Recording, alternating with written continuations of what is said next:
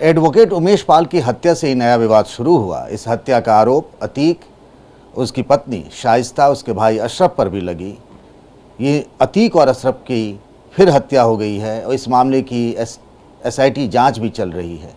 लेकिन इस पूरे मामले में अभी तक उमेश पाल की पत्नी जया पाल की तरफ से कोई बयान नहीं आया था।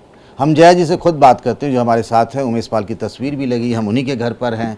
हम इस सवाल पूछना चाह रहे थे, जब मैं आपके घर की तरफ आया हूँ तो बहुत लंबे, मतलब चारों तरफ सुरक्षाकर्मी हैं, पुलिस वाले हैं। क्या कोई ख़ास वजह, अभी भी किसी बात का डर? जी, डर तो है। डर ऐसा है कि अतीक अहमद अशरफ ये ख़त्म हुए हैं और आज उसकी पत्नी जो है बाहर है, शाइस्ता परवीन और गुड्डू मुस्लिम, ये सब बाहर हैं और कहीं ना कहीं इनका भी खौफ है, तो ये भी कुछ कर सकते हैं क्योंकि आज तक अतीक अहमद जेल में रह कर के जो कार्रवाई करता था तो उसके कार्य को अंजाम देने वाली उसकी औरत रहती थी, तो वो अपने गुर्गों के साथ मिल कर के कुछ भी काम कर सकती है और प्रशासन को भी ऐसा लगता है, इस वजह से उन्होंने सुरक्षा मुहैया कराई हमको है। आपको अपने मूवमेंट को लेकर भी दिक्कत है कि कहीं बाहर आना जाना हो, इस तरीके, उसको आपको डर लगता है?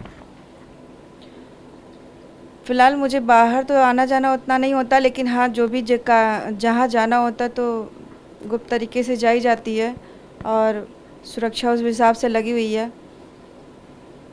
मैं ये जानना चाह रहा था कि अब अतीक भी नहीं रहा, ना अशरफ रहा, ना उसका बेटा असद रहा, उसके कई शार्प शूटर भी मारे गए हैं।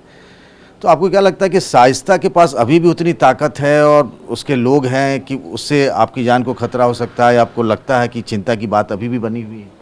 नहीं, चिंता की बात तो है। शाइस्ता परवीन सारे अतीक अहमद का बागडोर संभाल रही थी और वो आज काफ़ी समय से ये सब को कार्रवाई को देख रही थी, तो अपना ये जाहिर सी बात है कहीं ना कहीं ये हथकंडे भी अपनाती होंगी और आज जो मेरे पति की हत्या हुई है तो कहीं ना कहीं उनका भी हाथ या रोल रहा होगा, क्योंकि आज जो उसका लड़का इस तरह का अंजाम दिया, तो जाहिर सी बात है वो कहीं ना कहीं इस तरह से कार्य कर सकती हैं। आपने उन्हें, शाइस्ता को मतलब आरोपी भी बनाया, मुकदमे में उसका नाम भी है? जी हाँ, मैंने आरोपी भी बनाया है और मुझे पूरा विश्वास भी है कि हाँ, वो ऐसा काम कर सकती भी हैं। तो क्योंकि अगर ये इस तरह की औरत ना होती तो आज ये घर में अपने रहती, जिस तरह से आज मैं रह रही हूँ, तो ये भी रहती, आरोपी ना होती और ये भागती भी नहीं। ये इस तरह का कार्य करती, इस वजह से ये हटी हुई हैं और साथ में इनके शूटर भी हटे हुए हैं साथ में। तो बहुत सारे लोग हैं, बहुत सारी तमाम पार्टियां हैं जो इस बात को कह रही हैं कि पुलिस कस्टडी में अतीक और अशरफ की जो हत्या हुई उसकी जांच होनी चाहिए, ये गलत हुआ। आप भी इस बात को सुनती होंगी, अखबारों में पढ़ती होंगी। ये जो कार्रवाई हो रही है पुलिस प्रशासन अपनी तरफ से एसटीएफ के द्वारा हो रही है, कार्रवाई उचित हो रही है और ये जो घटना हुई है तो घटना फ़िलहाल तो इस तरह से नहीं होना चाहिए था, लेकिन पुलिस प्रशासन के होते हुए बहुत कुछ उन्होंने सुरक्षित किया था। अब वो मीडिया के द्वारा किस तरह से इनको आकर के हत्या किया गया ये मुझे जानकारी नहीं है। कुछ लोग ये भी कहते हैं ना कि हो सकता है कि जो एक कहा जा रहा है कि अशरफ गुड्डू मुस्लिम के बारे में कुछ कहना चाह रहा था। ये तर्क ये भी है कि उसी के लोग कहीं हत्या करवा सकते हैं, कुछ राजदार हो सकते हैं। ऐसा भी कुछ आपको शक होता है क्या? देखिए, इसके बारे में बहुत जानकारियाँ मुझे नहीं है। अब अतीक अहमद या अशरफ ने क्या जवाब यानी बोला कि गुड्डू मुस्लिम क्या, ये सब मुझे जानकारी नहीं है, तो मैं इन सब के बारे में ज़्यादा कुछ नहीं कह सकती।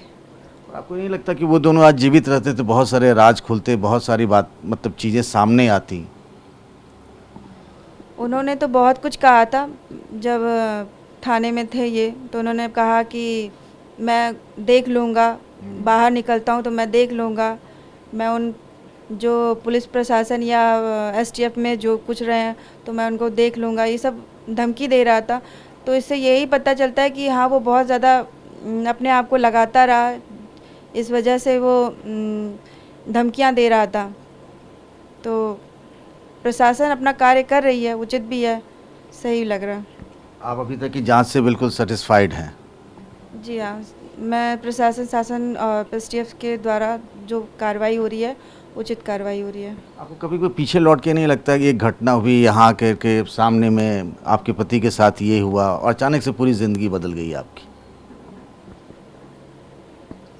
मैंने कभी भविष्य में भी नहीं सोचा था कि ऐसा कुछ होगा। आप इमोशनल हो रही हैं।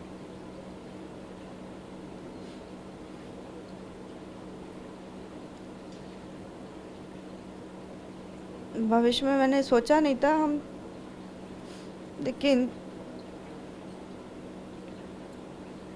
ये हो गया।